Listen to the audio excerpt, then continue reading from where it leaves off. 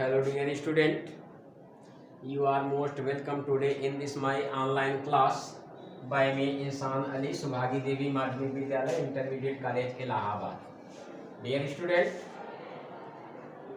आज कक्षा 7 के समस्त छात्राओं का मेरे इस ऑनलाइन क्लास में बहुत बहुत स्वागत है। डियर स्टूडेंट, मेरे पिछले ऑनलाइन क्लास में आप लोगों ने अपने इंग्लिश ग्रामर बुक का चैप्टर 19वां आप लोगों ने पढ़ा था past indefinite tense. Dear student, जो मेरा पिछले ऑनलाइन क्लास में आप लोगों ने वीडियो का अवलोकन किया उसमें आप लोगों ने चैप्टर 19 पास्ट इंडेफिनिट टेंस आप लोगों ने पढ़ा था। अब उसी क्रम में आज के इस ऑनलाइन क्लास में आप अपने चैप्टर 20 पास्ट कंटीन्यूअस टेंस का अवलोकन करेंगे। तो सबसे पहले डियर स्टूडेंट, हम यह जानने का प्रयास करेंगे कि पास्ट कंटीन्यूअस टेंस कहते किसे हैं। डियर स्टूडेंट, देखिए, पास्ट माने होता है बीते हुए समय, भूतकाल, कंटीन्यूअस माने जारी रहना, टेंस माने काल, यानी ऐसे सेंटेंस जिनसे भूतकाल में बीते हुए समयों में कार्य के जारी रहने का बोध हो, उसे हम कहते हैं पास्ट कंटीन्यूअस टेंस। फिर से सुन लीजिए, ऐसे सेंटेंस जिनसे बीते हुए समयों में कार्य के जारी रहने का बोध होता है उसे हम कहते हैं पास्ट कंटीन्यूअस टेंस। पहचान इसका क्या रहता है? जो पहचान आपका होगा, कैसे आप सेंटेंस को पहचानने का काम करेंगे, तो ऐसे सेंटेंसों में वाक्य के अंत में रहा था, रहे थे, रही थी आ सकता है। अर्थात वाक्य के अंत में रहा था, रहे थे, रही थी आएगा और वाक्य कार्य के भूतकाल में जारी रहने का बोध कराएगा। उसी को हम कहते हैं पास्ट कंटीन्यूअस टेंस। अब चूंकि पिछले टेंस से ही पढ़ते चले आ रहे हैं कि हर एक टेंस में अफर्मेटिव या असर्टिव सेंटेंस होता है, नेगेटिव सेंटेंस होता है, इंट्रोगेटिव सेंटेंस होता है और इंट्रोगेटिव नेगेटिव सेंटेंस होता है।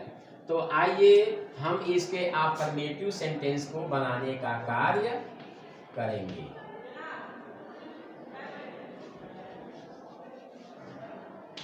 अफर्मेटिव सेंटेंस को बनाने का काम कर रहे हैं।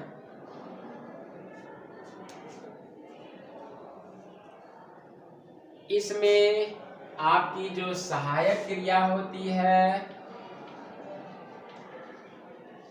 सहायक क्रिया, जिसे हम अंग्रेजी में कहते हैं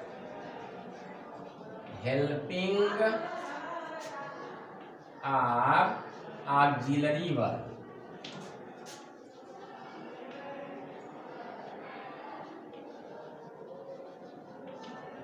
जो सहायक क्रिया होती है वह होती है वाज और वेयर।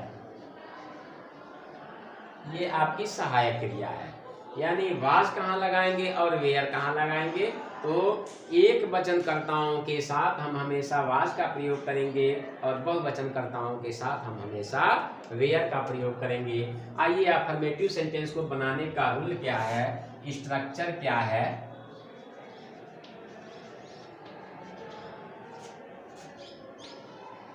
स्ट्रक्चर और फार्मूला।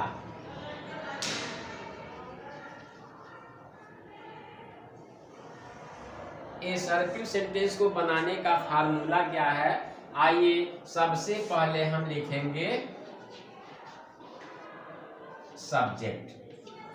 सब्जेक्ट लिखने के बाद अगर सब्जेक्ट सिंगुलर है तो सहायक क्रिया वाज लिखेंगे, अगर सब्जेक्ट प्लूरल है तो हम सहायक क्रिया लिखेंगे वेयर। उसके बाद हम वर्ब की प्रेजेंट पार्टिसिपल फॉर्म अथवा वर्ब की फर्स्ट फॉर्म में आईएनजी जोड़ने का कार्य करेंगे।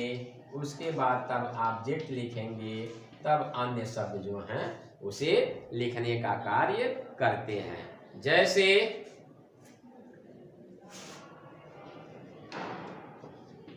कुत्ता छत पर सो रहा था। देखिए वाक्य के अंत में रहा था, रहे थे, रही थी आया और कार्य भूतकाल में जारी हो रहा है। तो सबसे पहले आप सब्जेक्ट लिखिए द डॉग। डॉग एक वचन है या बहुवचन है, तो आप पाएंगे कि डॉग एक वचन है, तो सहायक क्रिया हो जाएगी वाज। उसके बाद वर्ब की प्रेजेंट पार्टिसिपल फॉर्म स्लीप माने सोना होता है, तो स्लीप में हम लगा देंगे आईएनजी। उसके बाद कहाँ पर सो रहा था, छत पर, on the dog was sleeping on the roof. तो इस तरह से आप अफर्मेटिव सेंटेंस को बनाने का कार्य करेंगे। उसके बाद आइए निगेटिव।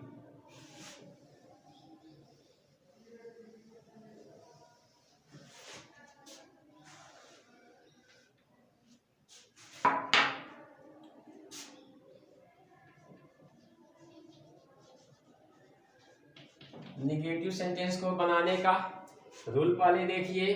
सबसे पहले आप बेहिचक सब्जेक्ट लगाइएगा।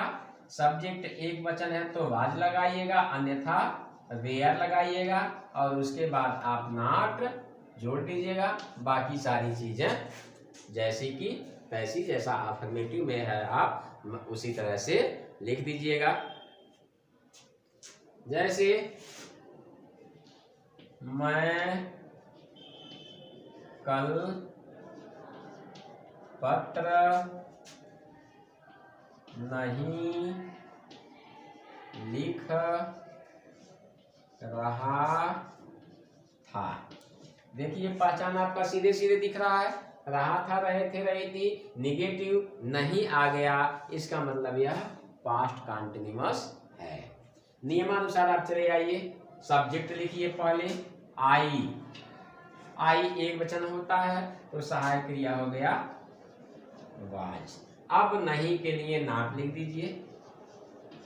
उसके बाद वर्ब की प्रेजेंट पार्टिसिपल लिखना, राइट। राइट माने होता है लिखना, राइट में I N G. I was not writing, क्या ऑब्जेक्ट है पत्र, ए लेटर। उसके बाद है कल, यस्टरडे, चूंकि भूतकाल है तो बीता हुआ है, तो यहां हो जाएगा यस्टरडे। तो इस तरह से हम निगेटिव सेंटेंस को बनाने का कार्य करेंगे।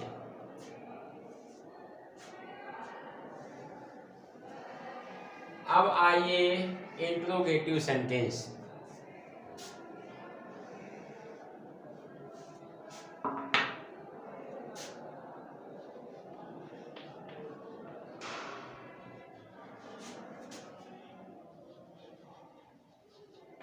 इंट्रोगेटिव सेंटेंस को बनाने का नियम।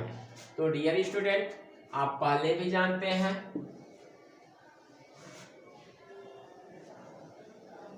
कि इंट्रोगेटिव दो प्रकार के होते हैं। एक एस आर नो टाइप होता है, एक डब्ल्यू एस टाइप होता है।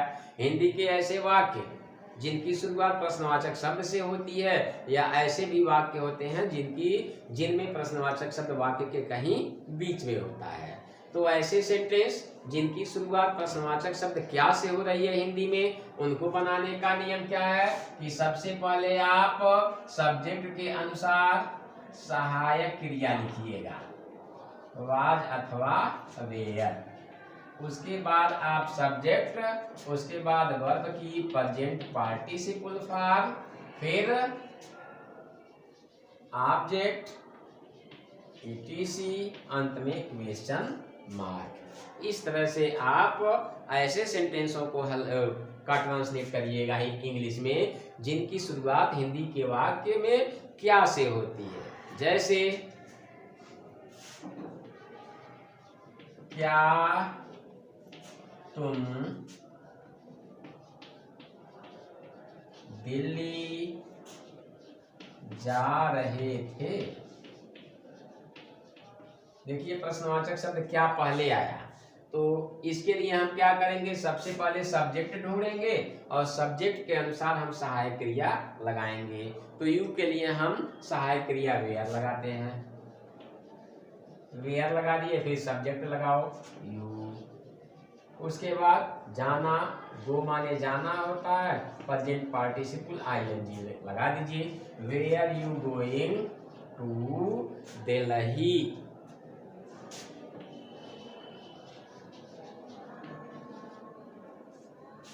ये हुआ।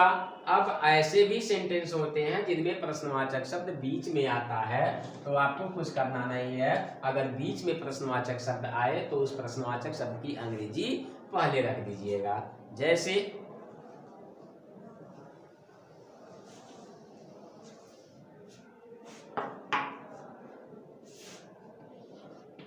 वे कहाँ खेल रहे थे। ठीक, देखिए बीच में प्रश्नवाचक शब्द आया तो उसी की अंग्रेजी हम उठा के पहले लिख देंगे वेयर। अब उसके बाद कर्ता के अनुसार सहायक क्रिया वे है, बहुवचन है तो सहायक क्रिया हो जाएगी वेयर। अब उसके बाद हम सब्जेक्ट लिखेंगे वेयर, वेयर दे वर्ब की प्रेजेंट पार्टिसिपल फॉर्म। ये हो गया। अब इसी क्रम में इंट्रोगेटिव निगेटिव, इंट्रोगेटिव निगेटिव ऐसे भी शब्द सेंटेंस आते हैं जिनमें प्रश्नवाचक शब्द भी आता है और नकारात्मक भी आता है। तो ऐसे प्रश्नवाचक नकारात्मक जिनमें प्रश्नवाचक शब्द क्या पहले आए और बीच में निगेटिव आए, तो हम क्या करेंगे, क्या अगर पहले है बीच में निगेटिव है तो सब्जेक्ट के बाद नॉट लगा देंगे। जैसे क्या महिमा गाना नहीं गा रही थी। देखिए क्या भी आया और बीच में निगेटिव भी आया, तो सीधे सीधे जब क्या पहले आए तो सबसे पहले हम सब्जेक्ट के अनुसार सहायक क्रिया पहले रख देते हैं। सब्जेक्ट आपका महिमा है, एक वचन है तो सहायक क्रिया होगी वाज। उसके बाद सब्जेक्ट रखिए, उसके बाद नॉट रखिए, वर्ब की प्रेजेंट पार्टिसिपल फॉर्म गाना, सिंग में ING लगा दीजिए, सिंगिंग। उसके बाद ऑब्जेक्ट ए सॉन्ग, वाज महिमा नॉट सिंगिंग ए सॉन्ग। क्या महिमा गाना नहीं गा रही थी। अब प्रश्नवाचक शब्द बीच में आए, मान के चलिए अगर यही सेंटेंस हो जाए महिमा गाना क्यों नहीं गा रही थी, तो आपको कुछ नहीं करना है, इसी शब्द की अंग्रेजी उठा के पहले रख देना है। व्हाई वाज महिमा नॉट सिंगिंग ए सॉन्ग। तो डियर स्टूडेंट, आज आप लोगों ने चैप्टर 20 20वां चैप्टर ग्रामर का पास्ट कंटिन्यूअस टेंस पढ़े। आई होप कि आपको यह पास्ट कंटिन्यूअस टेंस चैप्टर जो है समझ में आया होगा। अगर किंचित कोई परेशानी होगी तो आप निसंदेह कांटेक्ट करिएगा, हर संभव प्रयास किया जाएगा आपको संतुष्ट करने का। Thank you.